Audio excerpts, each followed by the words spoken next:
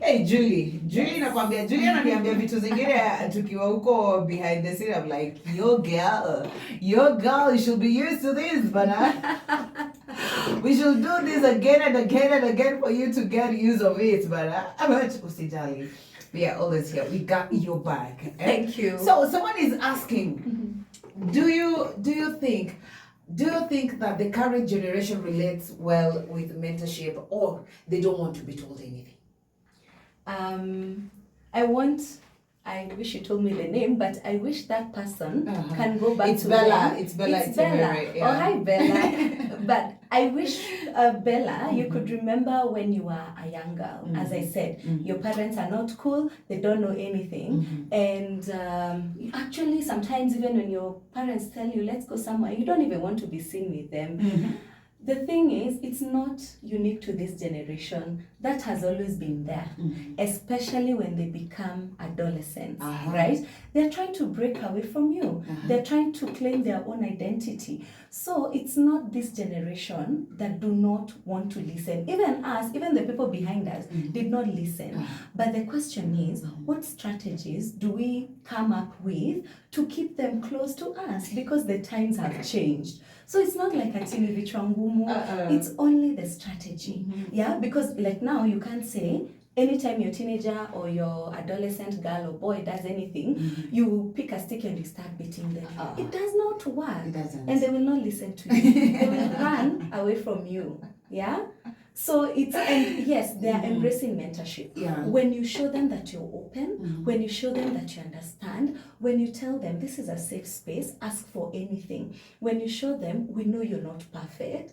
And when you, and just when you, when even you show them, I was here one time, right? And even we try to even give them so many stories of even women and men who probably were almost losing their way in the age that they are, so that they can relate and they can see, oh, so these struggles are normal. And the moment they understand that, they are so open to mentorship. In fact, you will not be going to them to mentor them. They will be running to you for you to mentor them. And that is exactly what we want. Okay. Yes. Bella, I hope you've heard it. Pia wewe ile time ulikuwa teenager, kuna vile uko unapenda kutembea na mama yako kwa barabara, unaenda sokoni, that like the way you used to do when you were a younger child. Exactly. You know, when you're a teenager, you're like, hey, your mother's vibe, I'm please, atwendi na wewe. Ile design anakushika mkono mwende chama, like, mom, not now again. Mimi na wewe na chama, no. We are. So Julie, before we took a break, you were talking something about, you wanted to say something about the boy child. And someone is really asking, don't you think like the boy child has been left behind in this current situation, current happenings? You think like the boy child has no say even in the community, because the girl child has been empowered, and so many organizations that are coming out, it's only for a girl child, a girl child, a girl child. Speaking of a boy child, you find even the grown men, they don't have even a say. Let us just call a spade a spade. We are not going to hide anything. We sweep things under the carpet. Yes. Even today, the grown man has no say in the community, in the society, in the family. What do you think? What do you think? What is your take? Like even in the church spaces, we are not going to hide these things. Yes. Even in the church space, yes, this man has no say. Exactly.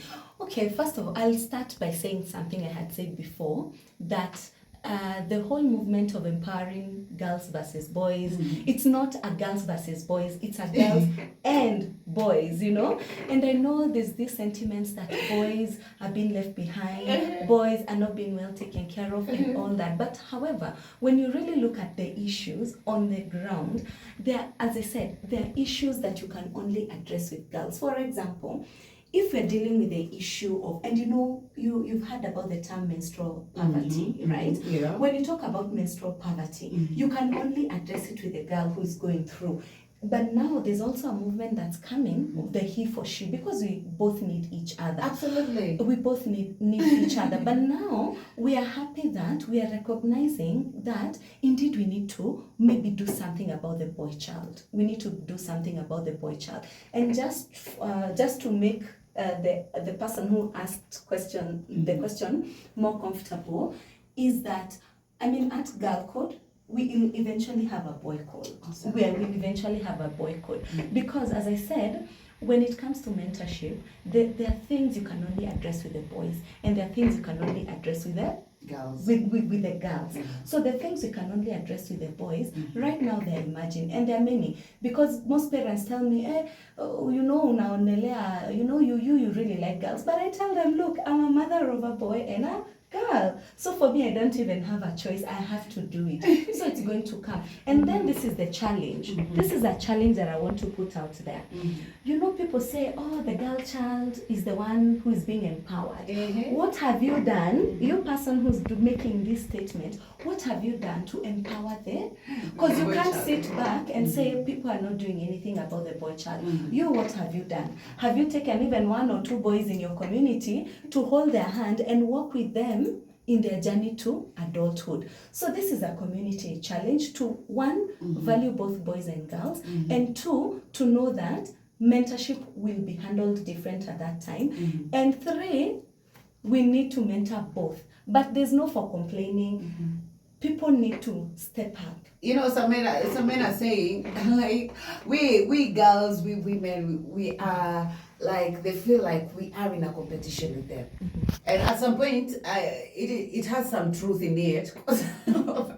Women, we are busy competing with men out there. So the boy child, and I feel, in the process of us women competing with them, they have no say. Be it in the family, when you have a son and a daughter, now a son has to compete for that attention that you're giving to the sister.